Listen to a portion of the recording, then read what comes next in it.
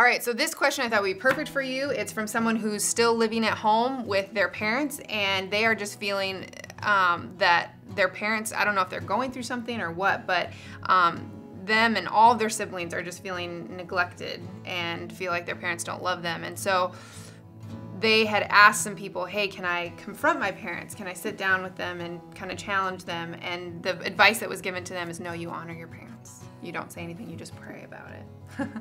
So my thought would be, can you confront your parents if you're feeling unloved? And well, the answer to that is yes and no. You can say anything to anybody lovingly and respectfully. So you can give voice to what you're feeling respectfully, lovingly. But I had the same concern. When I was 19, I wanted to confront my dad of all the wounds and so on and so forth. And the chaplain at Wheaton said, you can confront your dad, you can hurt your dad, but you won't change your dad. And he recommended that I not go on the negative, trying to point out what my dad did wrong, but try to make it more positive. And I say the same thing to this person, who's very mature, by the way. Think in terms of meeting your dad's need for respect, thinking of your mom's need for respect or love, and be more positive. Maybe write a respect note to your dad. Take a more positive bent. Even though the father has neglected, the mother has neglected, because of that, they're not going to probably be teachable.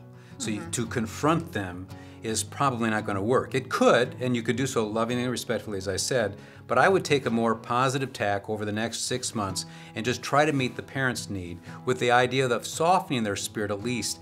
And usually that energizes a person, and then they tend to be a little bit less gruff, a little bit less negative. Yeah. And you can begin to influence the situation. In other words, you be the instrument to influence the situation rather than try to confront your parents on their failure to be in the situation what they were supposed to be. To get what you need. And the reality is that's very sad that you're not getting that from your parents. But I know you've told me, like, in tough situations, you're like, yeah, you can say anything or you can do whatever you want, but go to the worst case scenario. Sometimes that's helpful, of like, okay, I might lovingly or respectfully confront my parents, but they also might not respond. And if you can go there mentally, then you won't be so disappointed.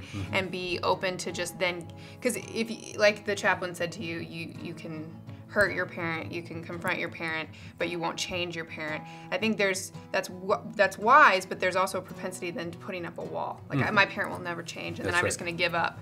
And the reality is, I wouldn't say give up. If you feel like you're supposed to respectfully challenge your parents, like, do that, but just don't have any false expectations that, you know. Yeah. Well, and I've written the book, Love and Respect, and in that are principles on how to do the loving, respectful thing, how to take that proactive, positive approach, and that's what I recommend. And do an end run, so to speak. Yeah, it's good.